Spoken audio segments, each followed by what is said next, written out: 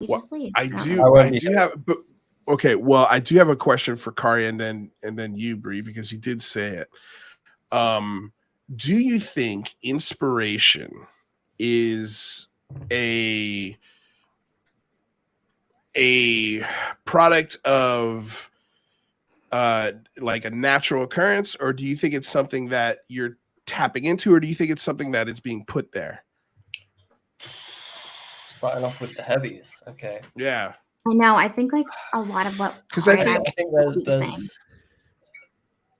it's like there's ideas that exist in the Same. ether, and we Mm. kind of it's kind of akin to channeling. Like we can take those ideas if we reach a certain kind of state of mind, and then we can channel them into art or literature or music. So like, yeah, I definitely think it's something that can be very external. It can come, you get people that just get inspired naturally to just for like their own, you can have a very creative person that isn't very much like tapped into that can still have really good ideas. So it's not, one size fits all, but I definitely think there's a way about inspiration and how it permeates into the kind of mass consciousness. Like these ideas kind of become self-apparent sometimes. Like sometimes you can have the same idea occur all over the planet at the same time, completely independent of each other. And it's like, well, where does that come from? Right. Bree, what do you think? What do you think, Bree? Yeah. I'm half and half. But I will say that, like, I know for me, when I'm in that state of not being me, like anytime I'm going to sleep, like before I go to sleep, sleeping, and then right before I wake up, where I'm like awake but I haven't opened up my eyes. If I'm in like really tapped in, I will have just like like the inspiration is too much where like I can barely remember what everything was. And so like that's what I was saying for like these videos. The 3 videos that I did and then plus the Law and Order thing, literally all on the same day, as long as like are as well as those other 2 videos I told you about that we didn't do. But so that's like 7 videos, 7 ideas for a video came to me all in that same morning. Like as I was barely waking up, it was just like boom, boom, boom, boom, boom. And I'm not going to say that, I mean, it could be spiritual. It could also be that when your waking mind isn't totally turned on, that the other parts of you are open and receptive, and then like your ideas spew without your normal everyday life like getting in the way and blocking those things out. Yeah. Okay. Yeah. I mean, like I've had moments of, I mean, the most recent one was after the first big phone home. It felt like the way I describe it was like a download. Oh, There what was is this? Right? Yeah. so much information. It was so emotionally overwhelming. It was crazy. But For sure. then, but sort of what happened in that moment of inspiration to where I am today, 2 years later. It's like it almost as if, well, was that inspiration to get me here or to only keep me there for 2 years? Like I don't, it's hard for me to do, like, if you'd asked me this question 2 years ago, I would have said, man, I don't know. I feel like something might be downloaded. These possibility of these things are just, you just happen to be in the right place at the right time mentally to receive it. But then again, like Einstein didn't get to E equals MC. It just didn't pop in his head. That was years and years of trial and failure and math equations and just working on one problem for a career. And then he comes up with, okay, equals MC squared. All right, boom. Laws of the universe. Awesome. We're good. No, seriously. And you have to think about how intense, like, I think I really could say that there is such thing as a divine inspiration. But when I think of divine, this is not new to a lot of people who dabble in the crystal hippie bitches way. Patented, trademark. Trademark. This is my intellectual property. That's a great question. I definitely believe in that type of divine download, but when I think of the word divine, I think of my higher self, because it goes back to the thought of like God is existence. Existence is all of us. So all of us can be God in its own sense, as in the fact that we are all creators, and that there's a higher part of us that is separated from our ego self. And when you separate your ego self, your higher mind, your higher consciousness has an easier access to speak to you. And then if you follow that, happen. Right, But usually you have to follow the path of listening, and it's just like this podcast that I have now. Yeah. When it was just that one time I was abducted by aliens, it was just Jamie and I. And the day that we started that, literally, I can honestly say that I think this is a divine moment where I was like overtaken by like pull off the highway, like by our microphone. Literally just like off of the fucking highway, walked into a Best Buy and was like, I need a microphone, something that I can use with my computer to record a podcast. I had no idea what I was doing. And I think that is one of those cases where there was a divine download that I happened to listen and something really just made me just do it. And I think we get a lot of those, but it's just a matter of if we just do it. And the doing it part, I think, has to do with the alignment. Like if in that moment you are aligned with that, I think you're more likely to follow that.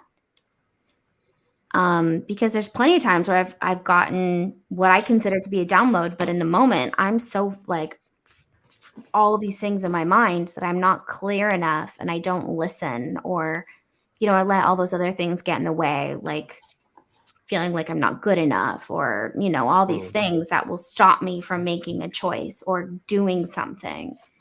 But if you listen to that voice, if you're in alignment with it, I think it's more likely that there's a positive outtake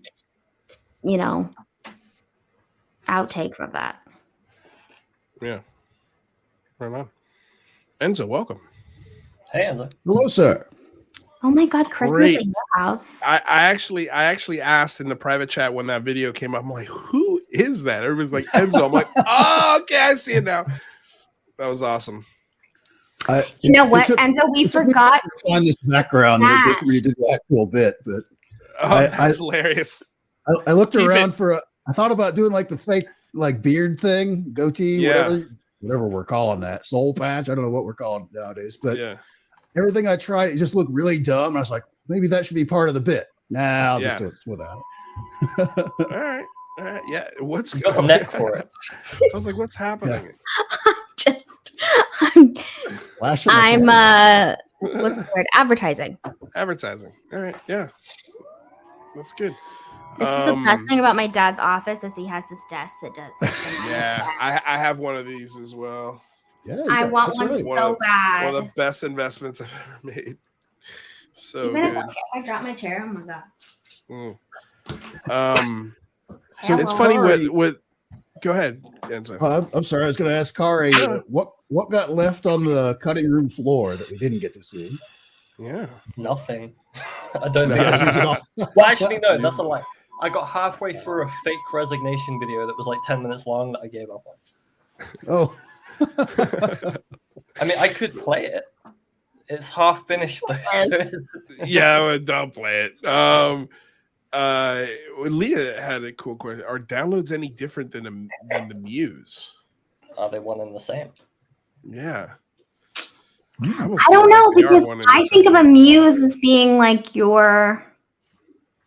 an object that inspires you, right? And in this case, I don't think of it as an object. From the ether. Is the inspirational idea attached to the object that you then pick up on in that field I was talking about? Right. So for me, no, it's no object. It's for me. Damn, I mean, I have a lot of things going on in my mind at all times, but for me, it's sleep, like that weird sleep. And if you really want to get down to it, because like, I mean, sleep, we're basically in between dimensions of our own mind and dimensions of ourselves, of whatever, all kinds of things we don't even know, that we can't name, that we can't give an accurate label of. Who knows what happens when we're dreaming? But for me, it's that. It's that weird space of like in betweenness where I'm not fully connected to my everyday mind, because my everyday mind is so amazing at self-sabotage at all times. My everyday me is like, Bree, you can't do that. Bree, you shouldn't do that. Bree, you're not good enough to do that. And then I do something and it's like, Bree, that was awful. That was so awful. Just go back inside. Just psh. So it's like when I'm in that moment of where I can't stop myself, where I just listen. Yeah. That's it. Yeah, I don't know. I think in a lot of ways they're both one and the same. But I would say you definitely don't choose which one you get to experience in either scenario. Like, I think a muse hits you just as randomly as inspiration, right? So it's just one is triggered by one of your five senses. I don't know. That's sort of my thought on it. I like that. Is it your sense picking up on things in the air?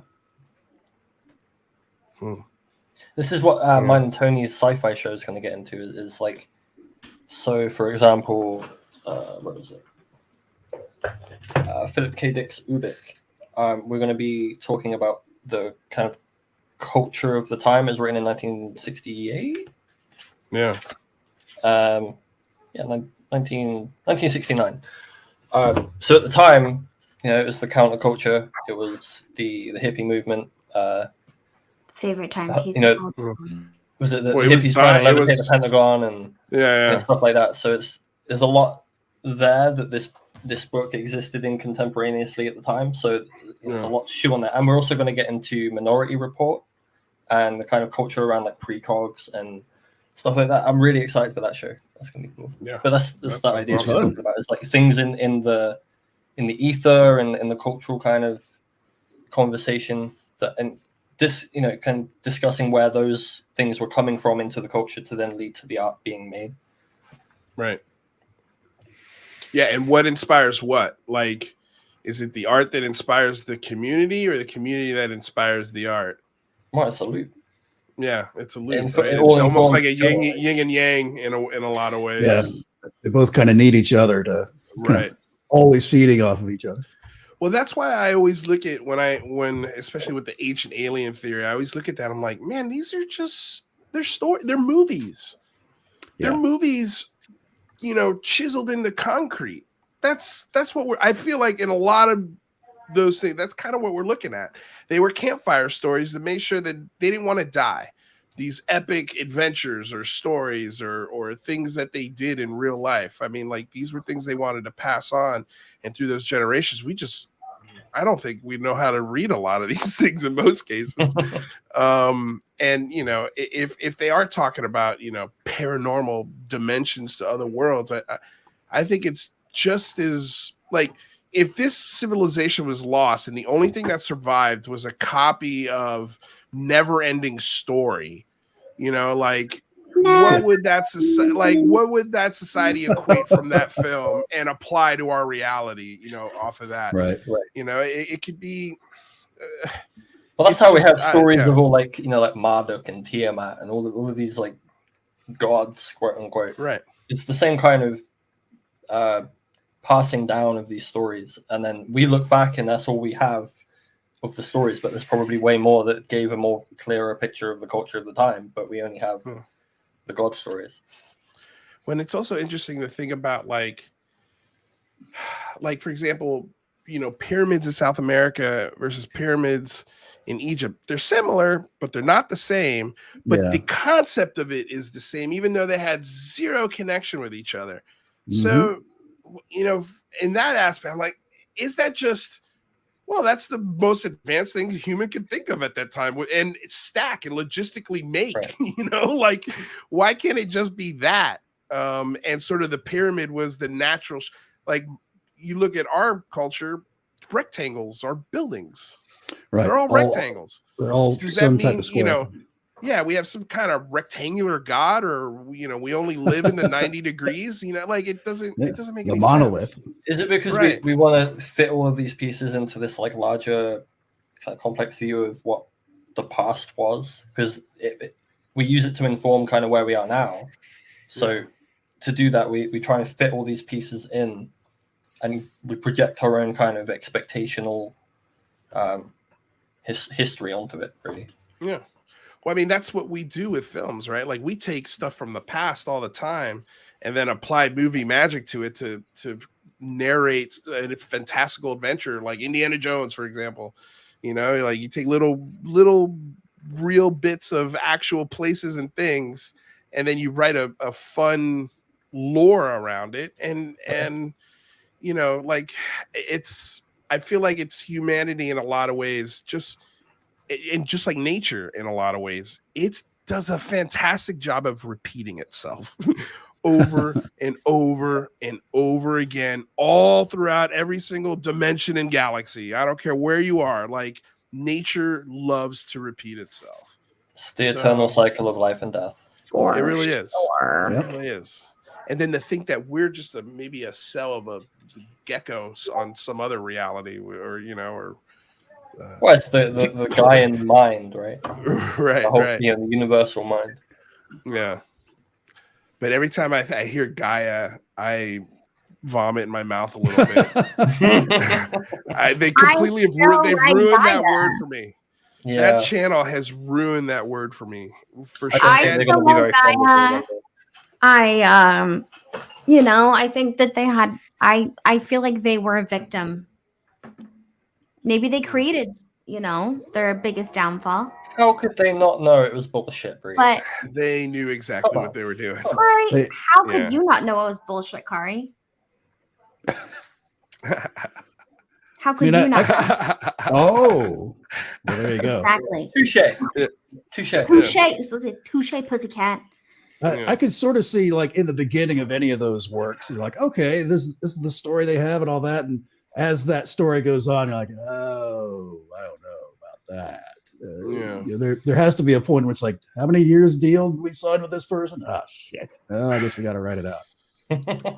We all fell victim for it. So I don't blame Gaia. I think when it comes to Gaia, that they are okay, this is a corporate situation. Okay. So Bree is just absolutely wrong, and I can't listen to it. I just can't. So Gaia are objectively a terrible company. And they peddle absolute shit. You know what? Yeah. No. They knowingly peddle. They absolutely. You guys are not thinking level-headed, okay? Neither are they. What's happening here? Are you trolling us? Do I need to play my trailer again just to show you how crazy they get? Kari knows, we talk about it all the time. Listen, Lindas. They are in the business of bringing in alternative information. So I think in some cases, it's not bullshit. Really if this is real or not. It's okay. This is alternative information. People are interested in it, so let's do it. You know what you sound like right now? HR. You sound like HR right now. I just want you to know you sound a little HR-ish. You know what's so funny that you say that? I completely disagree with you on that. Listen, it's funny that you say that because like Kari and Jamie always say that I can't work HR because I'm overly forgiving of anybody. And that's true. Like if someone that was really horrible to me was like, listen, I'm sorry and I'll do better. I'd be like, okay. Yeah, you're too nice. But because at the end of the day, I'm here for like, I'm not here to hold on to my grudges. I'm here to expand You myself. are here to hold on to your grunge, though. My grunge, yes, Yeah. 90s always. Your inner Nirvana. That's fucking true. How's it going, Leah? But yeah, and I'm it's also in a just another night in position where paradise. it's on the other side. Like I'm gonna speak Another up for the day in conferences, ufology. know that they're coming. Yeah. And I am, you know, a person of interest. You know. I don't know. Another day in ufology. I think I just see the other side. Okay. But that's why I invented middle bitch. That's true. The middle Yeah. bitch. Like I am the Yeah. middle bitch. Like I will see both Well, sides, and I'm gonna be the one. I'm gonna be the one friend that says, "Yeah, you sound like HR."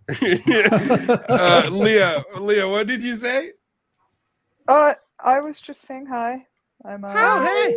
dialing in from the cozy comforts of an electric blanket on an icy, snowy night in upstate New York. East of the Rockies, you're on the line. Yes, east of the Rockies, I'm on the air. East of the Rockies, you're on the line. Welcome, Len.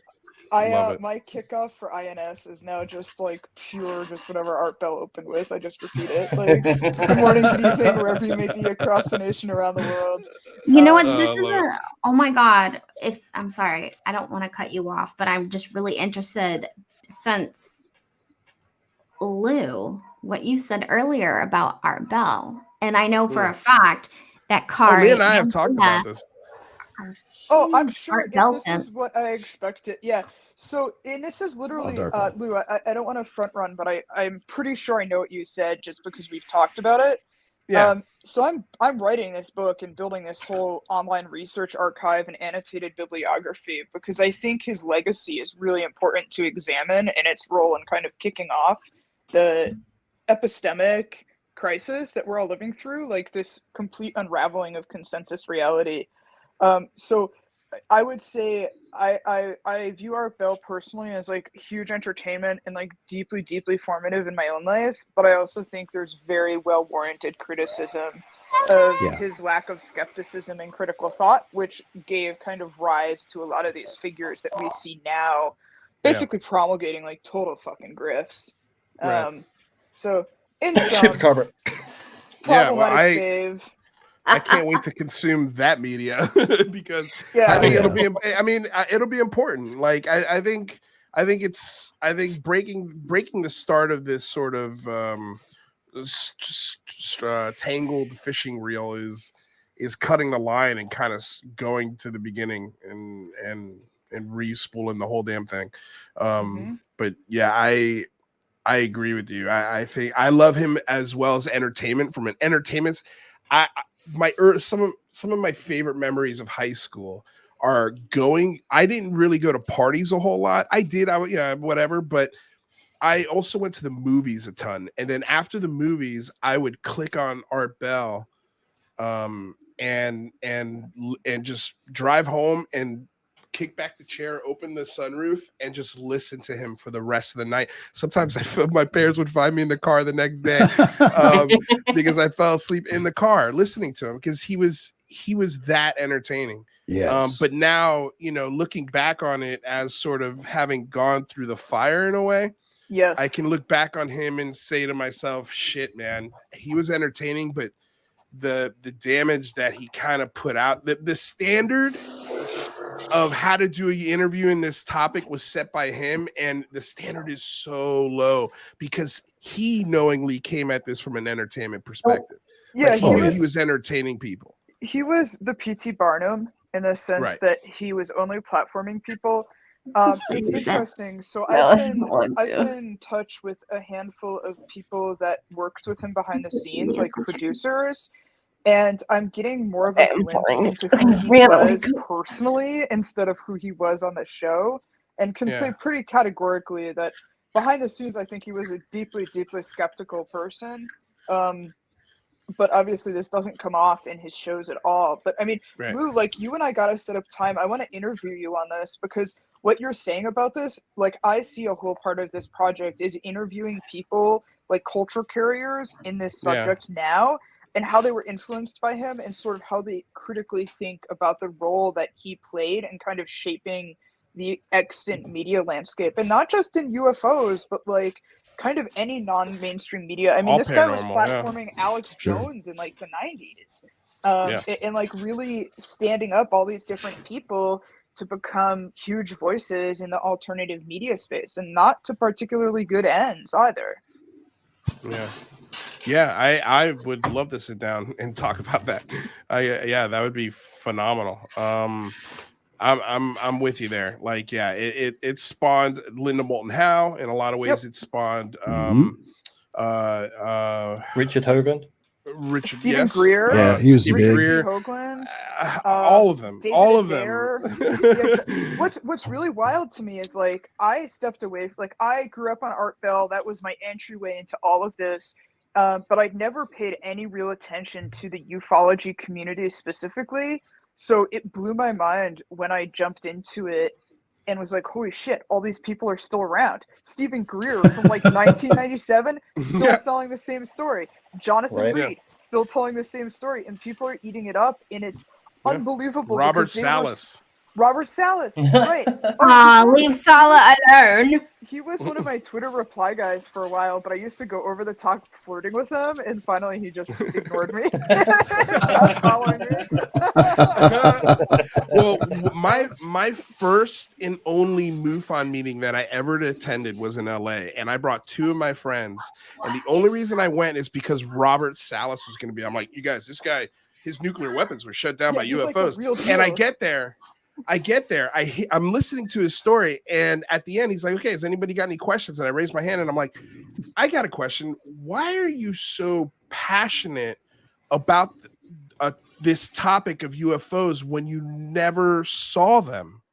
You never saw the craft during that incident. So how do you know that what was being reported to you was accurate? I mean, You think someone would just go ahead and lie about that stuff, Lou?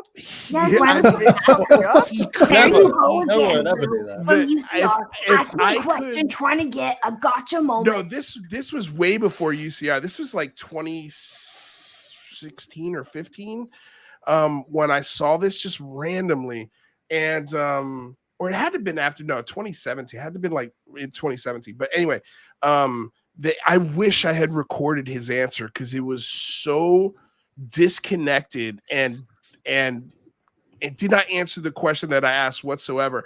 And I even clarified after he gave me the answer. I was like, he's like, did that answer your question? I'm like, not really. No. I need some ranch for that word salad, dude.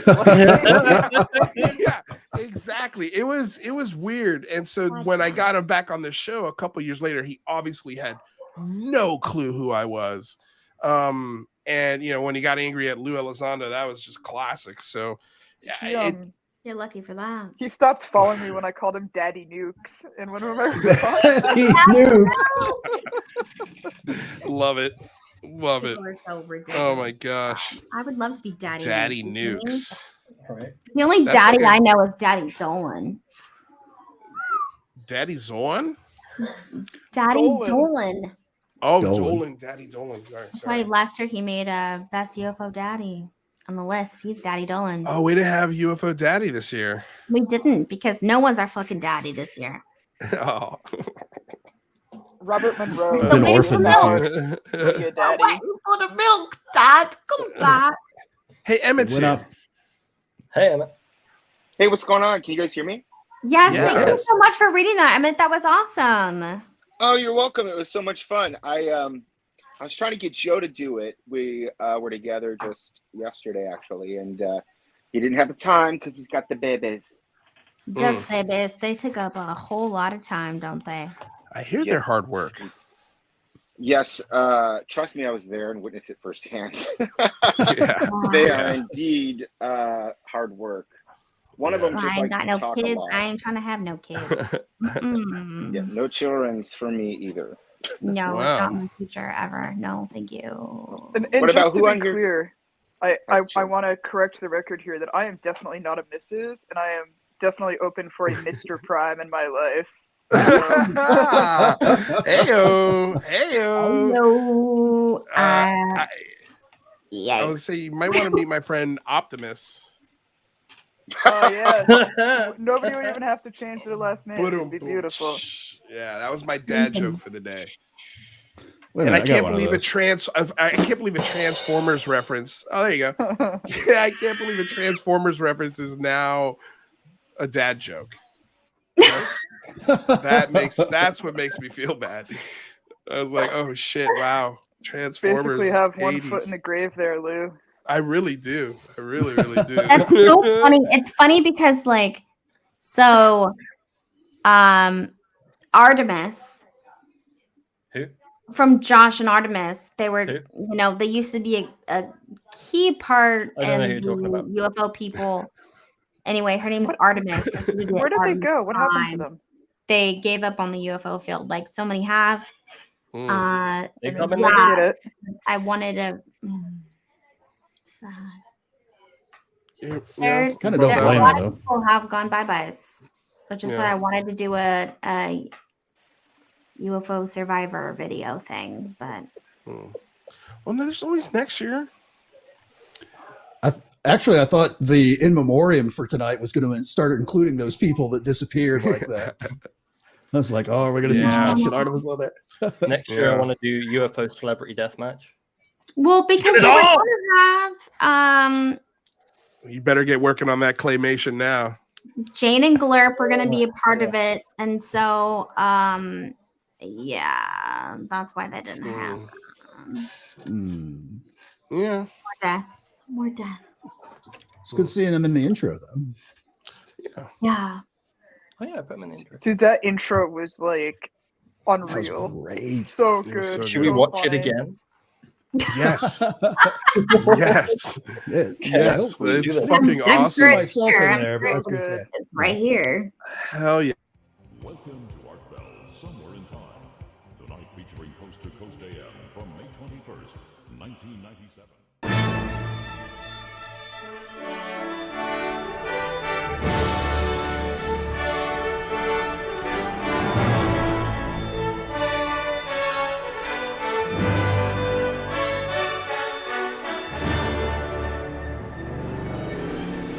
Show me his real job.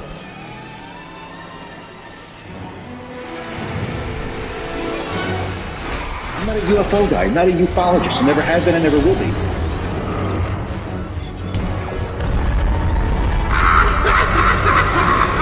Tough lady with your leather jacket. It's hostile, Kurt. Why would you do this? Unbelievable. It's what I think of the disclosure clock right now.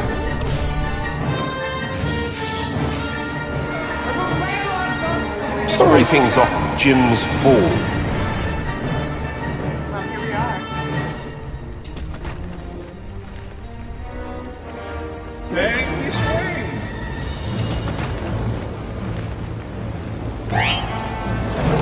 Decker 97.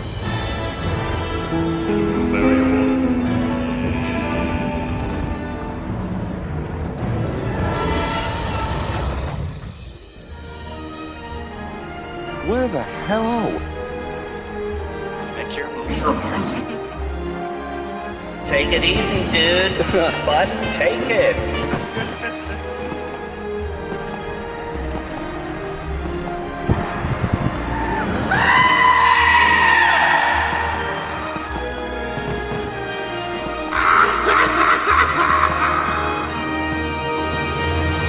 I'm not a UFO guy, not a ufologist. I never have been, I never will be.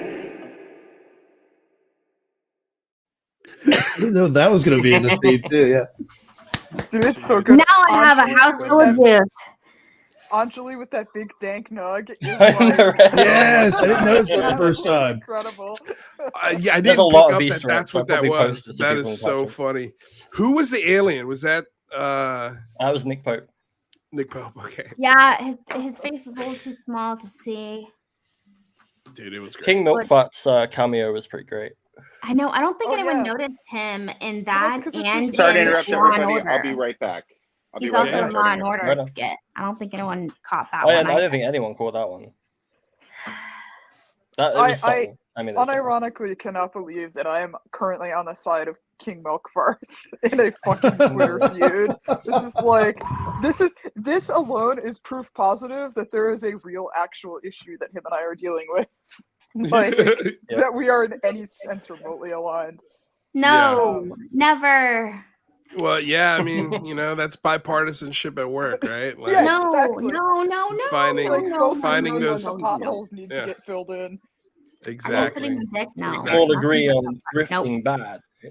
Yeah. Yes. Well, hey, look, I'll also say, and God knows I've had my run-ins with that maniac, but I'm with you and him on this one as well. Yeah, and I can't wait. I can't wait. Can't wait. Oh, yeah. To kill him. Oh Lordy, it coming. Can you say that? Taking it to the next step. Listen, I'm joking. I'm sorry. Sometimes I say things it's a little bit too far. I don't mean it that way. It's just a joke. My bad. What were all the Easter eggs in that video, Kari, that you like the most putting in there? Oh God, there's so many. There's my fresco that I made. It's the Dora sticker. The Dora sticker. The Dora sticker at the beginning. Some people don't even know that that's my Twitter. People are still confused, even though my name right here says @MattsBree. They still think that Dora is a different person than me. It's like so weird. Topic stupid. It's your sock puppet account. Yeah. What were you asking me? Oh, what was that? It looked like a pink pig on the train. Oh, it's Jerry. That's Jerry. Oh, that's a water bear. Yeah. Jerry the water bear. Jerry the water bear. So early on in the channel, in the beginning of the year, we had a mascot called Jerry, and then Bree mercilessly killed him, and I was so shocked I broke my snow globe in amazement because I wasn't expecting it. It was a fucking moment. I have it still. No, Whoa. I guess sister and coming right now. Showed up. Yeah, the Christmas cheer is a flowing there. Bree is on her computer talking to all those weirdos. I'll be back. I'll be back. Donner and Blitzen have come to steal away Rudolph. Landed on the roof. So Enzo, this is my first time, quote unquote, meeting you. What's like your connection to this crew? Yeah, you can't see me. I'm making quotes. I'm in bed here making quotes. Thank you for acting as my proxy. Yeah. I was just a fan of the show and just happened to stumble in when they back when people used to throw the stream link thing in the chat not that long ago, but then you started getting weirdos. But yeah. Yoga pants. Oh, and Strange Recon's asking what were the pictures on the saucer slide for the Viewmaster in the very beginning. I think that's actually the disclosure clock from Lou. Yeah. Yes. Yeah. I forgot to. Oh my God! Such when an I saw artifact. it, that thing should so be in the funny. fucking Louvre. It's so good. I still have it. It's. Good. I swear to God, it's so. Don't get rid of it. It's awesome. It's buried in the closet, hard, like really hard. I wanted to break it, but I just was like, fuck it, just throw it in the closet. It's so because funny. it's funny. It is funny. It's really funny. It is. That was another one of those in memoriam things I thought we were going to see today was the disclosure clock. That would have been great. Hey, you know. The disclosure clock never dies. You can't get them all. It doesn't go anywhere. It's still technically alive. Oh man, yeah, that was great, dude. And then you threw it in there again. It was popping there again. Swoops down as it's flying. Right. Yeah, I love it. Oh it's a whole other world I had to create. Dude, so funny. I never want to have to edit another video in my life, though. I'm done. Yeah. You've been working on this forever. It's like 2 months. Yeah. Worth it. Worth it. Although that documentary trailer I put up, I made that in like the last 2 days. Oh wow. That would look so good. Yeah, man. I'm looking pretty forward proud to of seeing that. Inspired music choice. Let's play that again. Can we play that again? Yeah. Yeah, let's do that. Do. God, there's so many videos now. Here we go. Did you know? I did not know. I think of myself as someone who keeps reasonably up to date with the news and current events. I did not know that aliens did 9/11. I had no idea. The main message from the CTs are for us to prepare ourselves right now, and I mean this. I want to introduce my good friend to you. Is this a sign? I want to welcome you to an idea. I want you to give this idea a habitat in your mind. Going live. You're live. The Anshar are a creation. That's not my question. How's it going? Good. Heading to Spain. So you're saying David Wilcock made 4 or 5 million off one course? Courage to actually commit to creating a business seated in higher consciousness of all things. Well, interestingly enough, it wasn't even on my radar a year ago. I want to say thank you, thank you, thank you. Like what are the next conferences that you're going to be going to? ECETI Ranch. And you can go there, and then in August, I will actually be attending and speaking at what's called the Eclipse of Disclosure Summit in Mount Shasta. He's using a cool fake persona. Corey is a spiritual fraud.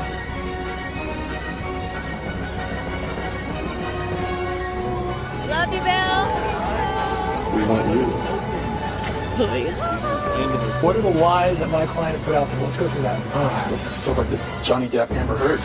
I would be Johnny Depp. What would happen if all of this turns out to be true? Well, we will soon find out. What does it matter if it's real or not?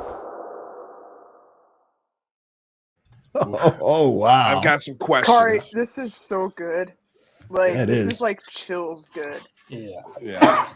Okay. So very good with that late sign or write-in ballot there at the end for that one. That was good. I like that. Okay, so I got some questions, and the reason I have these, I thankfully never got too deep into the Corey because I knew immediately. I was like, okay, this is a fucking waste of my time for sure. So I don't know a lot of the characters that are being behind the scenes here.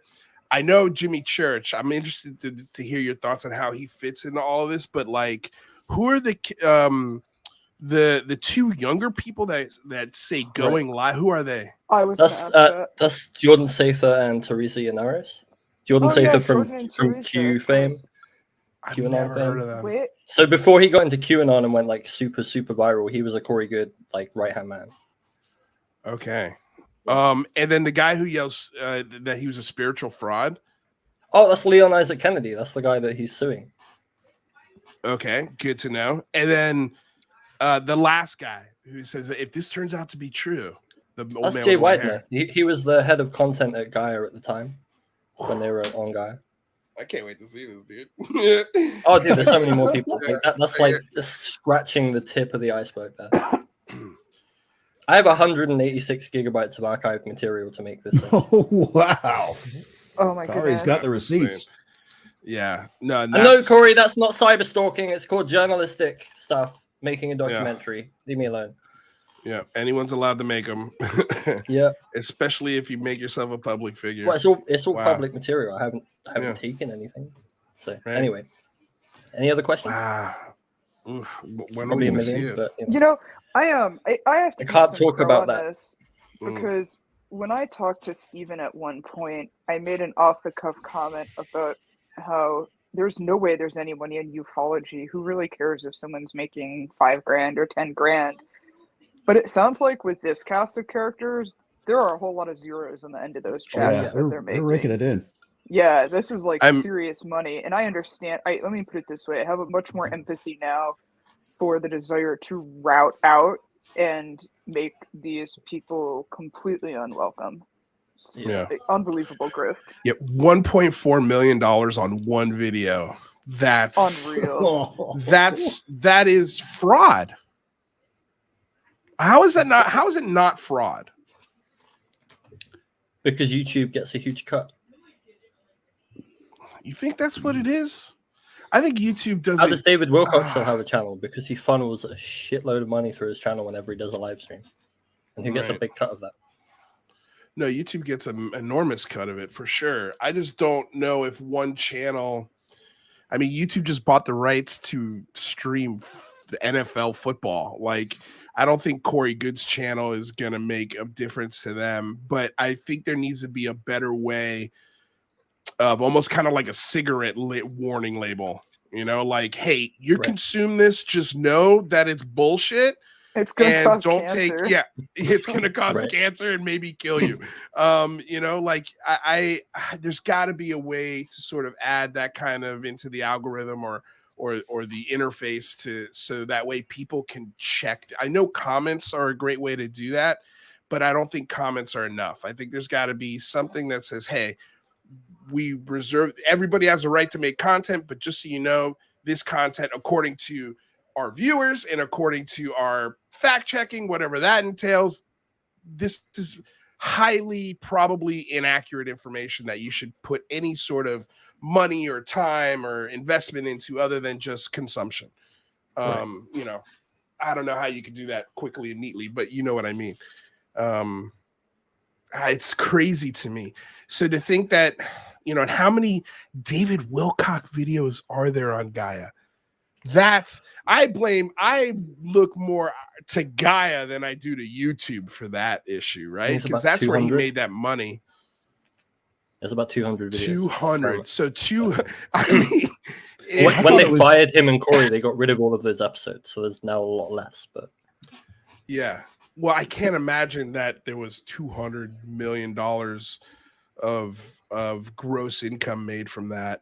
That would be he's insane. basing it off the stock price. So if you look at the stock price, it does go from, you know, not so good to skyrocketing, and then as soon as they leave, it just dips completely. And you know, he's not wrong. At one point, it was the stock had risen $300 million in value in the time that they were there. Yeah, incredible. A lot of zeros. That's and if you're getting, God, even if you're only getting 20% of that, let's say, I don't know what kind of contract they worked out. Do you know the details on that? No.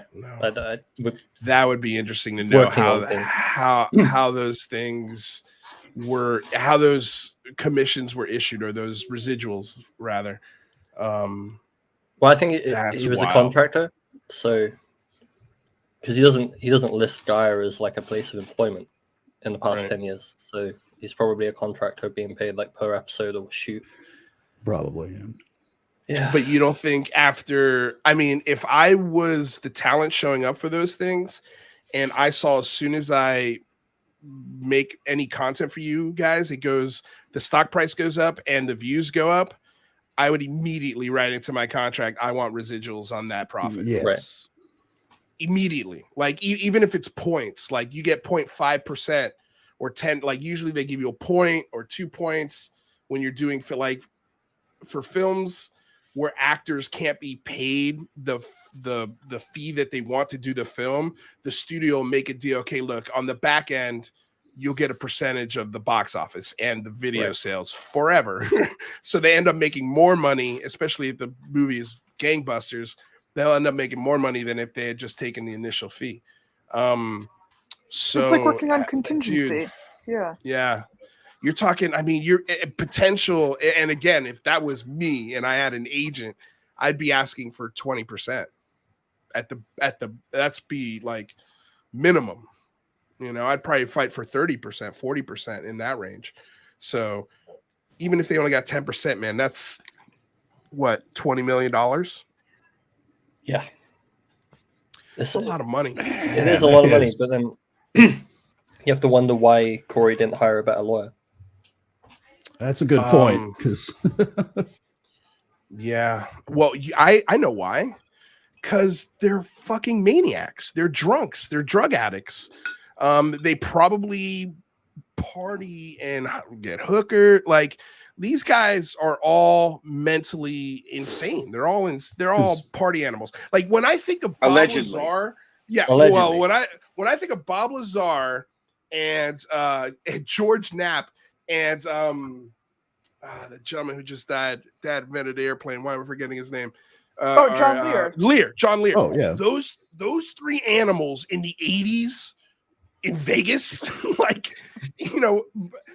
You don't think they were keeping their nose clean, you know, filing quietly to the back pews of the church every Sunday? I am shocked.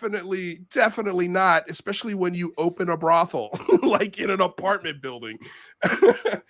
Unbelievable. Unreal. Yeah, I mean, well, these guys, look, they live in this crazy feedback loop where they're in this container where they have tons and tons of fans that throw money at them, that lap up and believe every single thing that they say, and it turns into this crazy megalomaniacal disposition, and in turn they think the entire world is like that. It's like classic rock star, celebrity, whatever behavior. Right. It's actually a pretty good example, yeah. Yeah. Yeah. Like, No, it's an exact parallel. Rules. Yeah, right. That there's no rules for them. Only losers follow rules, and the fact that they're so financially successful is de facto demonstration that they are right and God is on their side. Like also they're surrounded. They are completely surrounded by yes men. Yeah, it's like every time they come up with an idea, everyone around them's like, "Amazing, Corey! Holy shit, you do it!" You know, and nobody's ever like, maybe we should think about this Avian Blue story. Yeah. You know, maybe get a better attorney.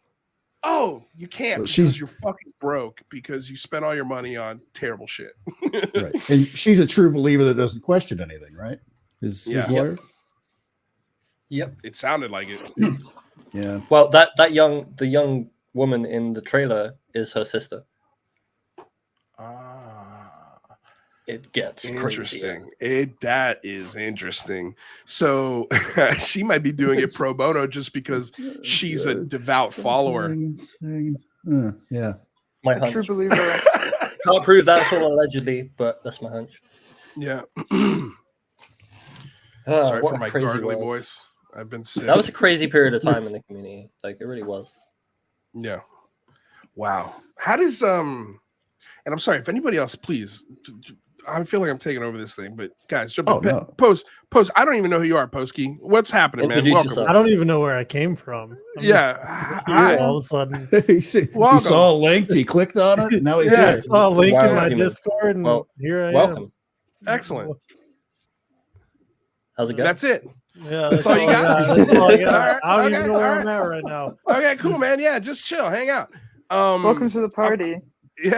I'm curious to know, like, how does can you tell, because I know you're working on this and you don't want to give too much away, but I'm unfamiliar with how Jimmy Church fits. I'm assuming Jimmy was a huge advocate of this story.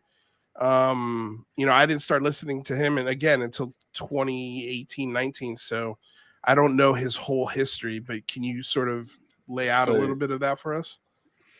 They met, Jimmy met Corey for the first time in 2015, and it was in the post kind of conference shows, so like networking at the show. He'll go around to all the guests and book out a show in the future and then kind of get a roster, and that's where he first started having Corey on the show. And I think he knew it was bullshit because he pushed like 2 GoFundMes while Corey was having his heyday. Yeah. And GoFundMes for what? Pete Peterson's house getting destroyed by the cops with all of his possessions inside. That got like $60,000. Nobody knows where it went. And then there was another one for Emery Smith, that the cabal having tried to kill him when really he just gave himself alcohol poisoning and went to hospital. Wow. Incredible. Who hasn't done that, right? And he let his dogs out of the car on the highway, and the dog got hit, and the dog died, and then he blamed that on the cabal too. Yeah, that's Emery wild. Smith. Yeah. So really quick. So it's such a speaking of weird Emery thing. Smith, have you guys seen the YouTube series with his ex-girlfriend? Yeah. Has anybody here not seen it? No, Oh, I've not God, seen Lou, it. You got to watch it. Please put the link in the private chat if you can. I'll definitely watch it. Yeah, it's like a 3 or 4 part series, something like that, of her laying out like the alcohol abuse and how he treated her and how he's a big liar. Did I say Corey? I meant Emery Smith. Oh, Emery. No. Okay. No, I got it confused. All right. That was my bad. You were right. Okay, Emery Smith. Okay. Yeah. Are you familiar with Emery? Not very, no. I'm assuming he was a Corey Good sort of supporter, or in that. I'm not entirely certain how their circles or their paths align, but I know he was highly associated with Greer. I don't know if he is now, but he kind of went on his own path, and I gotta look at his website now, but his website used to have stuff like herbal remedies and things that will give you precognition. He was selling these crazy rip-off freaking herbal supplements. And then he got on Gaia, and I actually have watched. I was just super fascinated by this super narcissistic person. So I watched basically all of his stories. And his past is that he was a surgical technologist, which is essentially a surgeon's assistant nowadays. And he claims that his job was to autopsy alien bodies of, every alien you could imagine: reptilians, dolphin aliens, mantis aliens, greys. That he operated on them, and that was what his position was. So he's one of those people that no matter what question you ask him, he has some answer that he was involved or he was part of some program. So I'm not entirely certain how Good and Emery Smith cross paths. Is anybody here familiar with that? Just curious. So he worked with Greer on that documentary, and then he got introduced to people at Gaia and did a couple of episodes with Corey. And then when David and Corey got fired, he took over the show basically as the host. Wow. Kari, you're like the International UFO Information Consortium. He's Wikipedia. Like, no He's lie, Wikipedia. Kari is why I know like anything. Well, I mean, like there are three people I ask questions of, and Kari is like top of the list. I know too much, man. I'm cursed with knowledge. Fantastic. So hi to Lindsay Pinzer, who just popped into the chat. Yes, hi guys. Hi, Hello. Welcome. Hi. How did you like the show? Oh, it was terrible. Oh, good, perfect. You've come to the right place. Yeah, That's what I was going for. We're here to talk shit about that show, so please dump on it. It was the worst thing I've ever made, ever. And I'm really self-critical with my art. It was the worst thing I've ever done. Terrible, Kari. Always terrible. No, my stomach hurt just like last year. Like the second it started, my stomach was already hurt. That intro alone was a very high bar. I gained 2 more abs, like good ab workout. I gained 2 abs last year. Got 2 more. Just by watching one this more, you'll have video, the she 6. gained abdominal strength. Right? I mean, One that more is year, literally the and I'll equivalent. have Like that. If Tani Waba put out a video advertising, we can guarantee you a 6-pack in 3 just by watching 3 episodes of the Golden Probes. Oh my god! And we would just charge you $75.99 per episode. Should be. Yeah, Money will just rain from the you'll sky. get the 6 abs by the 6th year. Sorry, by the 3rd year. let me announce it. I can do a good announcer voice. Oh my gosh! Oh yeah. That You should can be get- until next year. Just You can get early access to your abs if you sign up now for an extra $100. Pre-order Oh my your God. abs. I love it. Pre-order your abs. Yeah, you will it's like a have video game. washboard abs. All your Damn. desires will come I've true. made I'm Sadly, in, dude. that's- If this is true, I'm in. That's not much crazier than some of the people that we roasted tonight. Right? Say the exact same crap. Really, it's not that different. That's what I'm the saying. same. Like, I think the award show will just be the same every year. Oh, Yeah. that would be It's amazing. never going to end. All It's right, like I'm weather. gonna, It's I'm just gonna always note warm. that down because it's another year away, and I'm gonna forget it. well, how hilarious would it be if you just next year played this year's show? The exact same show. You do a fake. That would make my one. life a lot easier, man. Oh my god, so much easier. That would be But you easy, do, yeah. You do a fake one on like the 20th, and then you do the real one on the 21st. Yep. Yeah. That's actually a good idea. But pitch it now as, everybody's like, going to know, though. I probably wouldn't even notice. Well, No, I there's probably would. not everyone. I don't. Not I was everyone. gonna say I'm not And the they'll best forget. for me, but a lot of people probably wouldn't notice. They'd just be like, "Oh, this is great." I think they So forget. funny. Yeah. Just different commercials, but The commercials were all really good. yeah, they were. Top Yeah. notch. Yeah, they Those were were. amazing. Those were amazing. I Kari. think the only one I did was the Law and Order one. All you guys, all that was work. gonna- That was amazing. I was going to ask Ree when she was on if that was her sister that voiced one of the people during one of those commercials. There's a female voice Oh, that I yeah. didn't recognize. Oh no, Yeah. that was Jamie. I Was I it? had that thought too. It was Jamie with a voice for her. Oh, okay. cool. Gotcha. I got I a was wondering the question. same thing. I was like, I think that's Jamie, but I don't know. But maybe it's like through a. Okay. Makes sense. Has anybody? I've only seen clips of this, just because again, I'm having a hard time kind of committing to watching these things right now in the mental state that I'm in. But has anybody watched the Graham Hancock Aliens, Atlantis, and the Apocalypse on Jesse Michaels' show? Oh, I haven't watched I that. literally just watched that this morning. Yes. I'm interested to hear what you guys thought of it.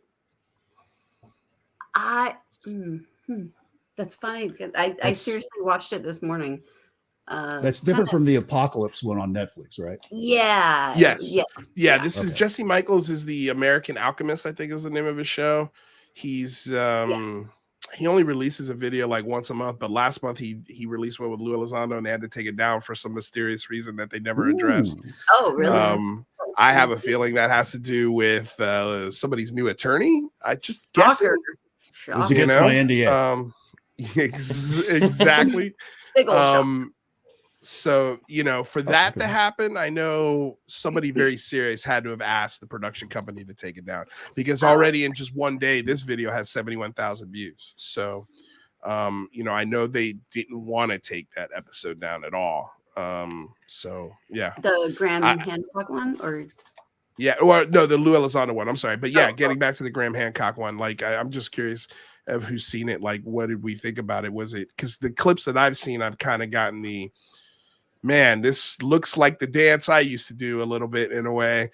But I'm curious to know what you guys think. It's just interesting that you brought it up, because I literally just watched it this morning. I mean, I was kind of in and out, but for the most part, I listened to it, and I watched the Netflix one, and I'm familiar with Graham previous to the Netflix documentary.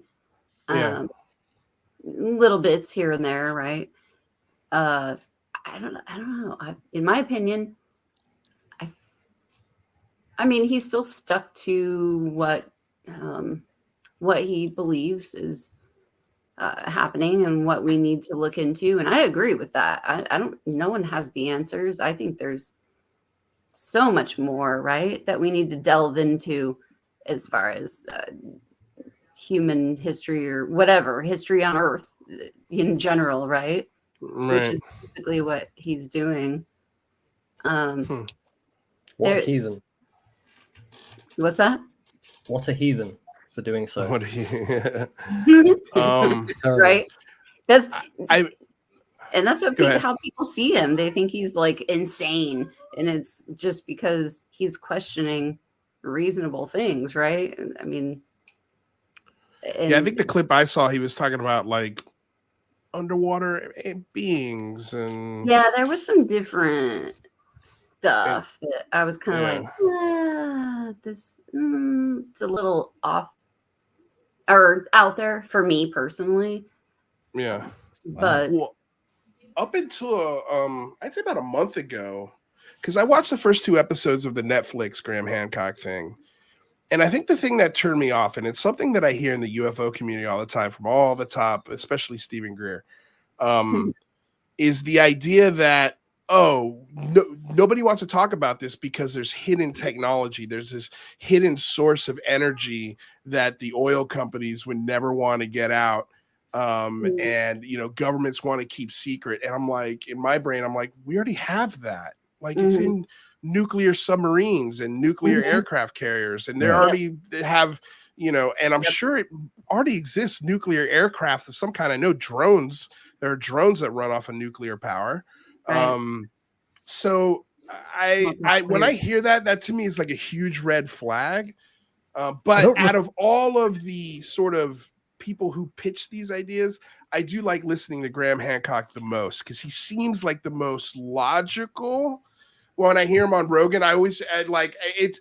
When I hear him on Rogan, it almost takes me back to my Art Bell days, where I'm this is pure orgasm, pure orgasms.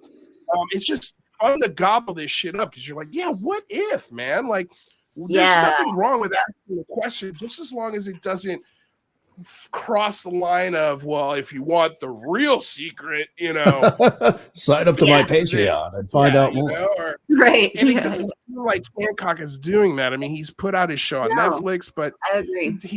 I don't know, and you guys tell me, but does he have a website where he's like, give me money? He has a website with a free forum on it. Yeah, I think he does also have a members bit, but he also and that's normal. That's to me, that's okay. That's pretty standard for everyone. I mean, everyone's got a Patreon, but just as long as that the Patreon doesn't give you access to special, information that nobody else, unless you're a member, has privy to. Yeah, like hidden stuff. You have to pay $20, if you want it. I don't think he does that. And I mean, I actually got one of his books yesterday. Oh yeah, that nice. was pretty good Big old actually. book. Is that I would never read that. Stuff about DMT? Yes, it's got an interview of Rick Strassman at the end too. Yeah, because I read it original Supernatural, I think like 6 or 7 years ago, and I keep meaning to pick up the new version with the DMT stuff in it. I thought it was pretty good, but like that's also because that book is almost not history. It's really about kind of it's sort of like Passport to Magonia in the sense that it's more like a mythological exploration of like mysticism and psychedelics and stuff. It is a very interesting exploration of his and Santa's experiences and how it affected them. The UK gets like such better editions of books too. I was admiring that Kari. I do get some pretty cool book covers. Yeah, you really do. Well, he did, and I think Lindsay, you just said this, but he did talk about an ayahuasca experience, where he saw craft and alien faces above him, and that's where I'm like, dude, you are on ayahuasca. Yeah, I feel the same way. You were on fucking drugs. Yeah, you're hallucinating something, and it doesn't make it real. Which I mean, most people would experience that, right? So maybe he was just being real about that. But I mean, one of the things we talk about on INS a lot is how the ideas in the popular imagination around UFOs and aliens tend to just slightly outpace the current status of technology and thinking on the subject. So, they're talking about airships in the late 19th century. They're talking about flying saucers in the 50s. And we're seeing this overwhelming shift away from like materialist interpretations of this stuff, where now I think there's more of a collective willingness to acknowledge that this shit is like, assuming it is not just pure grift and not just people straight making stuff up, it's immaterial. Like it's completely just mentally generated. It's pure consciousness experience.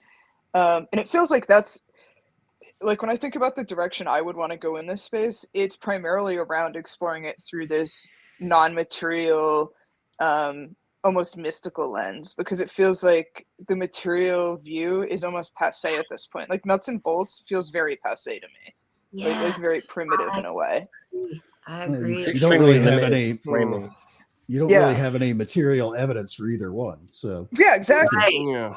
But at least if it's consciousness, you can continually hide the lack of materiality or lack of objective evidence or proof according to the scientific method. Like you can couch that in sort of the numinous nature of consciousness, like that we just don't have a good understanding of it just yet. Yeah. So now ufology gets to hide in that space. That's a perfect way to put it. I actually feel exactly the same. You put it more beautifully, but thank you. I feel the same. Like I constantly just think about, I mean, along with consciousness, but just our brains.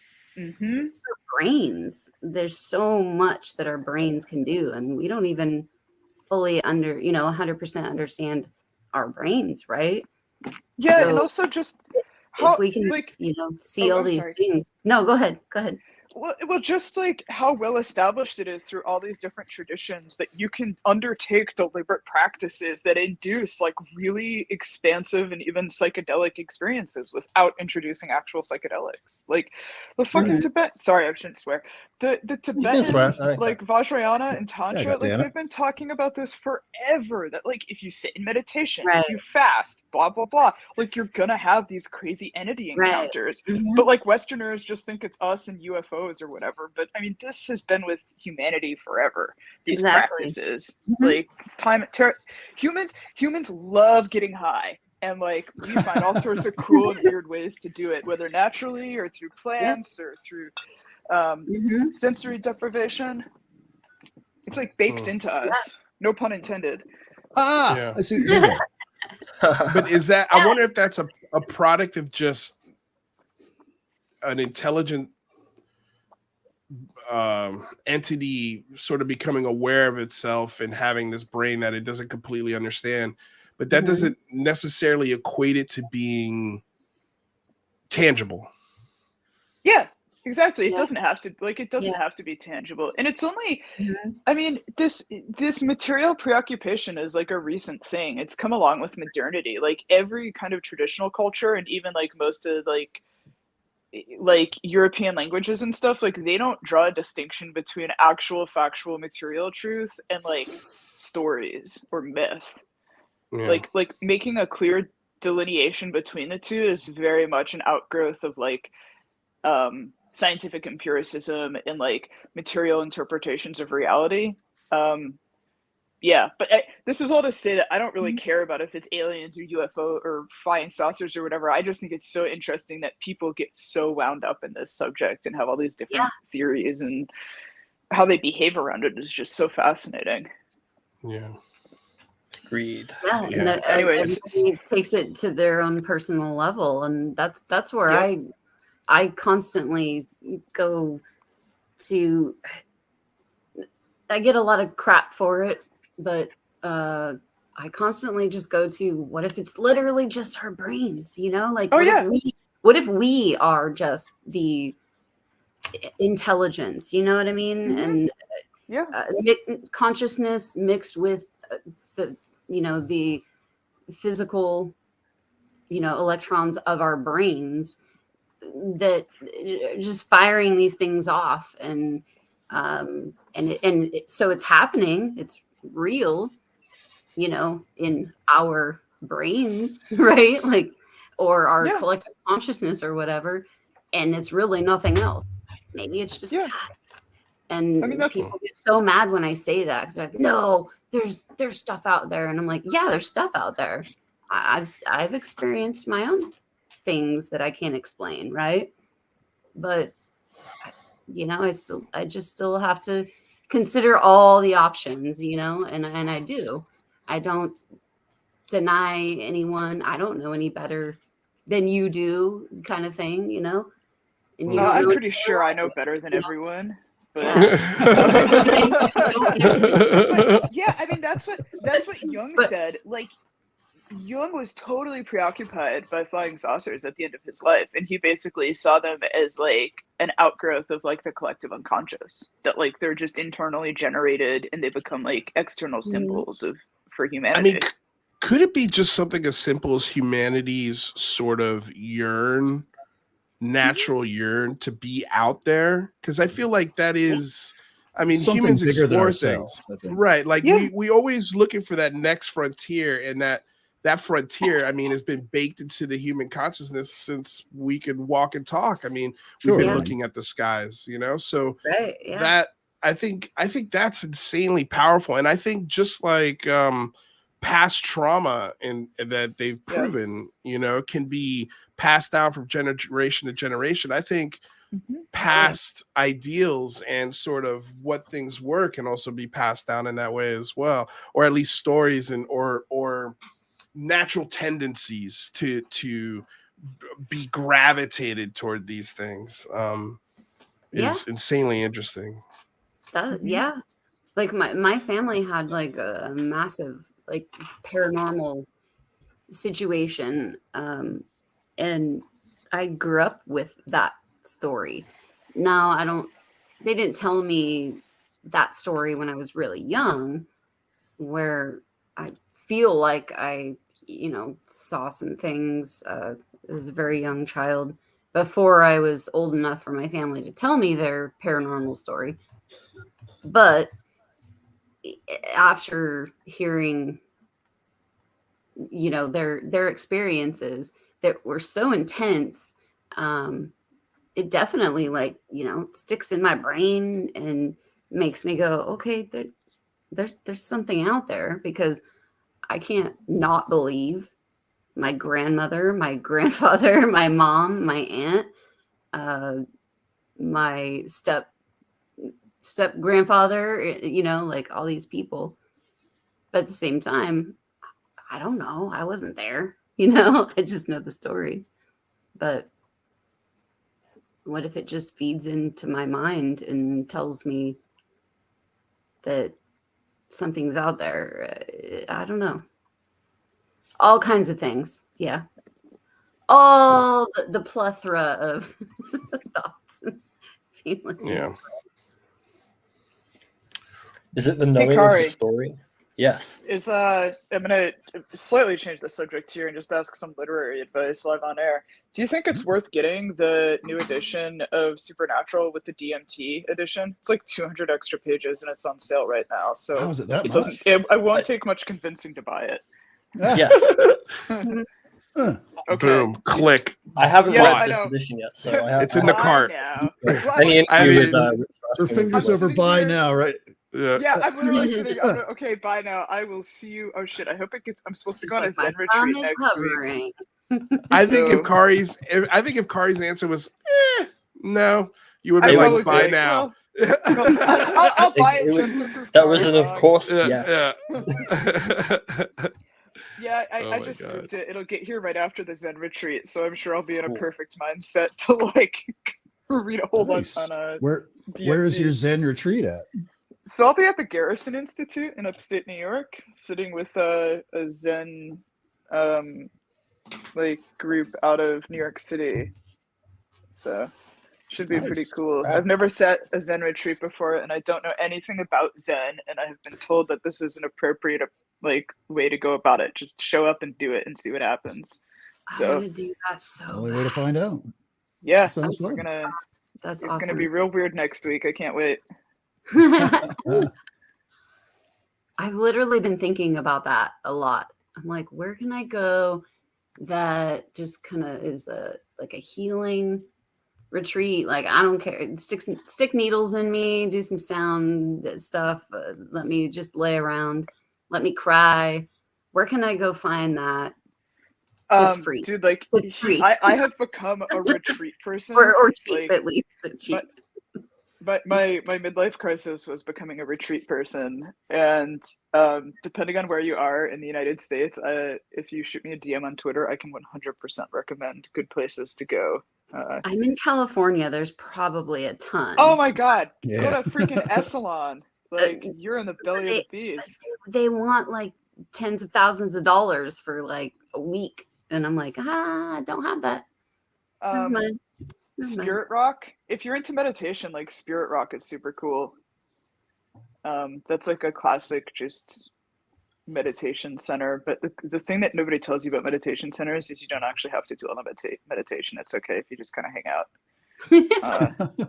I think I just need a retreat where it's just, I don't know, like-minded people. Let's be hippie happy and let me, let loose and be in nature and see what happens. I feel like I need that. I feel like I did that in my 20s and early 30s, and now I'm in a rut, and I'm like, man, I kind of need that.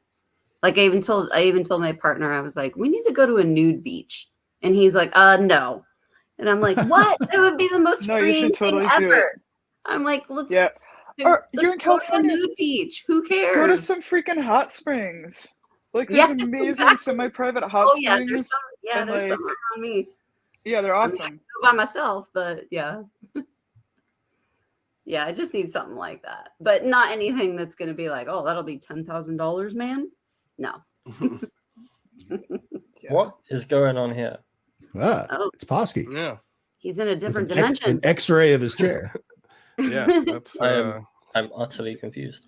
Oh, you know what I think you it know is? what? I think It's it's a his background. chair. Yeah, it's his chair, It's and the- the background is Yeah, messing it's the with it because background. it's blue. Yeah, his green screen is. It's mesmerizing. Yeah. It's not He's the getting- green Or- screen, it's the, or screen. if beamed to up, yeah. induce a trance. If this was a live Corey Good broadcast, we'd be like, they're transporting him to the mothership. That's Zeta right. Reticuli. Hey, listen, if you Posky's- donate $59.99 right now, we will give you access to the live stream of him being abducted right now. Just go ahead and drop in the super chat, or there's links in the description for Patreon or whatever. But if you It want kinda- live access to this live abduction happening now on Toddy Oh my Waba, goodness. just donate. We'll give you the link. Oh, I always forget his name. What's the dude's name that has the video where he says he disappears? What's the dude's name? Sorry, you know it. I don't know. Jonathan Reed. Is it Jonathan Reed? It was the other guy with the laser. It was like, yeah. The older I guy. don't- Like, the old guy. I don't know who that is. I And he didn't catch pushes his a name. button, and then there's like a bunch of like rave lights, and then he disappears. Marshall Applewhite. Nah. He has a mustache. Here, I can do it right now. See? I'm gone. See? There you have it, everybody. We can go home now. We've solved it. This is disclosure. That's- Disclosure happened. Send your money to Enzo Cirillo Twitter. Yeah, you just made me snort. Oh my god. Hey, so have folks heard about the Betty and Barney Hill? Yeah, I heard Oh, about that. the Video Obamas that's are been working bankrolled by the Obamas. Super interesting lens through which to explore interracial tensions. Yeah. It's a nice little Trojan horse. If I ever thought there was a movie that could be made, it was that, just because of that reason alone. Yes. Like to Yeah. me, that for a long time, That was my and then first you really one. start reading into Betty and Barney. But for a long time, Ooh, there's a lot there. there's a lot there, and I don't know if the Obamas are producing it at the same level as, say, like Steven Spielberg, or whenever any big name produces something. That just could mean, hey, this is money. And what better story to pitch to the Obamas that are trying to get into the production world? Hey, what about this abduction story in the 50s that happened to one of the first biracial couples in the country? That's like, to me, that was like, why would they make that up at that time? Yeah, Like, exactly. that is, you already have a hard enough time walking out the door, let alone to add that on top of it. Seem like why would you do that to yourself? So that's why it rang very true with me, that story.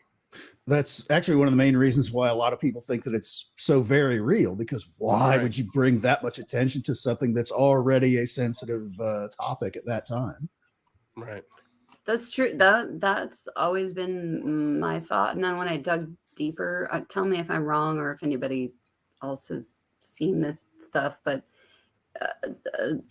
some of the stuff that I've read, she apparently was involved, because you know how like the story of how she drew the stars, the star map, constellation or whatever.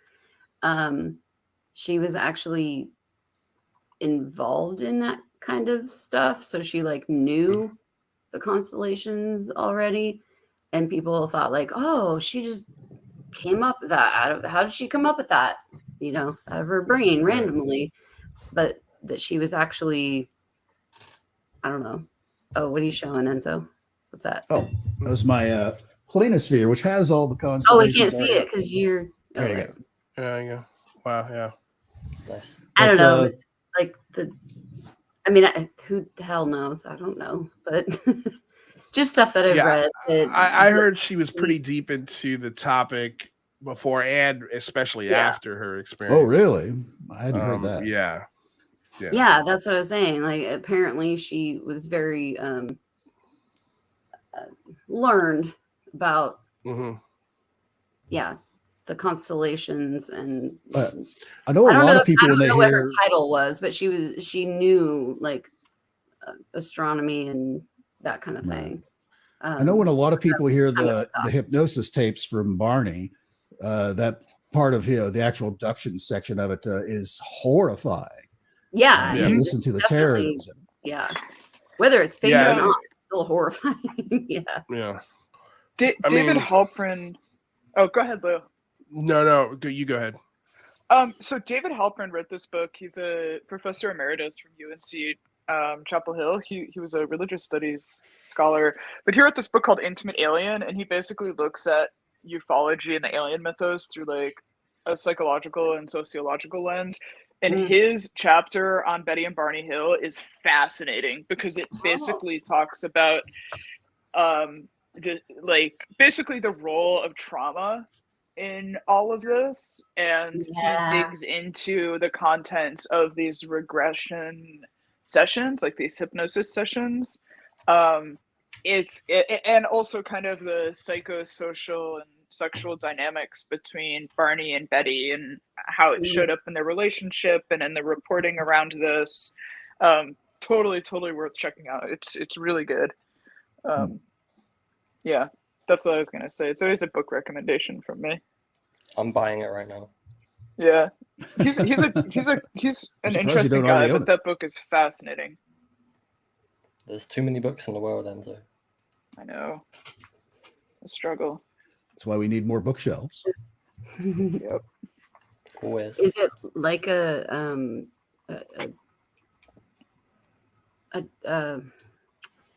topic of the idea that maybe they had a different type of traumatic experience? Is that what it is? Yeah, like one of the things he theorizes about is that a lot of it is like basically a screen memory for that holds back basically a lifetime of racial trauma, particularly associated with this relationship that they had with one another. Even though they're in the Northeast, I mean, there's still substantial, I would say, overhead to having an interracial relationship at that point in time. Yeah. And the kind of like subsequent dynamics that came after that experience, where Betty was going to all these conventions and events and telling this story, and he died very, very young, I think of a heart condition. So he uses all of those different things to frame and explore their narrative through this lens of trauma and psychology and social tension, rather than saying, oh yeah, they totally saw a flying saucer and got probed by aliens from Zeta Reticuli or whatever. What's the author's name, did you say? David Halperin, Halperin, and the title of the book is Intimate Alien. I wonder, because I swear I've seen a documentary somewhere. I don't know if that name's familiar, but I don't know if it's the one I'm thinking of or by that person. But sure. But the idea of it sounds bad, but just open minds here, and who knows, right? In that time, it was not okay, right, to be in an interracial relationship. And what if it was like some traumatizing thing, and like her dress being torn apart, and you know what I mean? Like, what if there was something more traumatizing? Not, to go into gross detail here live, but what if, you know what I mean? Like, is that maybe that's what that guy was saying? I don't know. That it's possible that maybe they went through such a traumatizing experience, and then that's exactly his theory. Our brains as humans, right, kind of like go to a different zone, or maybe someone paid them off to not talk about it, or there's a million ideas, but I think about that constantly. I usually always circle back with, as far as Betty and Barney Hill goes, God, they had so much to lose by going public with all of that. Right. There's got to be something to it. Well, the only part of it I I kind of lean on, if there was a side, would be Barney's side of it. But I don't think the Obamas being producers, I wouldn't read too much into it, because producers could mean one of a billion things. That could range from anyone who's there every single day, making sure the production's on point and making sure their investment has been spent wisely. And that could just be someone who's got a blank check and is like, yeah, absolutely, I'll be part of that. I know that'll be, it's not going to hurt the Obama name to tell this story. No, for like sure. it's and if Obamas are putting money into it, knows, you know, right? it's going to be, well, the production's going to kick ass. It's going to be done the right way. It'll be and great. it'll probably have A-list actors, without a doubt, a doubt. And I think it's great. I've been asking for this for a while, because if it points people to that, you know, to investigate that story more, awesome. But I don't know if the film will help dispel the craziness of this discussion or add to the craziness of this discussion. You know, because now, I mean, how do you sift the dirt from the water? You know, that's the root question. You know, I want to address a comment made in here about, as brilliant as Halpern is, it's hard for me to think that his analysis is anything other than him forcing the story into a mold. Yeah, I mean, so that's the point, is that he is interpreting this explicitly through the lens of Jungian psychology and myth. Like, that's literally the entire framing, and that's why he's fitting his analyses into that mold, so to speak. And he's quite deliberate in that. Now, some of his analyses seem kind of forced, in terms of, you know, pushing through a mold instead of gently setting a story or idea into it. But he is approaching it basically through a religious and psychological lens. It turns out there's a lot of different ways to approach the ufology subject. Pretty crazy, right? Just as there's many different ways to approach a person. Yeah, don't say. Yeah, don't say.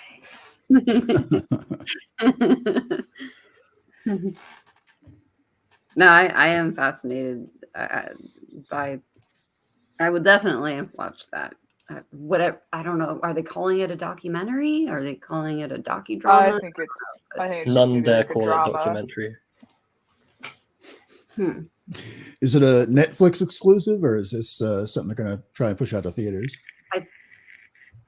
Maybe both, because don't they have a contract with Netflix, the Obamas, with their that's movie stuff, whatever they're doing? It might be both, but it's the Obama production company. Yeah. Yeah, they produced. What did they produce? They produced a film last year, I believe. No, I can't remember the name of it. I think it was a civil rights film of some kind. But yeah, I can't remember. So they you know, and I know their daughter, or one of their daughters, is in production. She went to UC, I think either USC or UCLA I think it's USC if it's a film degree. So I think one of his daughters go there. So it wouldn't shock me also if this maybe could be one of his kids being like, "Dad, have you heard about this? We can make a lot of money off of this one." And if there's a good script out there, I mean, it wouldn't have to be complicated. It could be really simple, very lucrative shoot, I guess. You know, the return on that would be, I think, very good. I think it's especially if it starts, "This is a true story." You know, like, which it absolutely will.